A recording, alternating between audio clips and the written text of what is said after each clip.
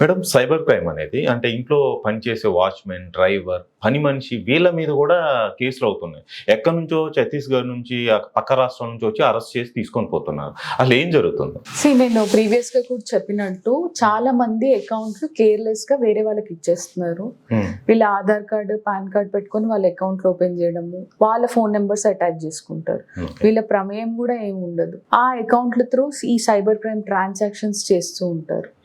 ఎవరో ఒకరు డెఫినెట్ గా కంప్లైంట్ ఇచ్చినప్పుడు వీళ్ళని వెతుక్కుంటూ వస్తారు పోలీసులు, వీళ్ళని అరెస్ట్ చేస్తారు.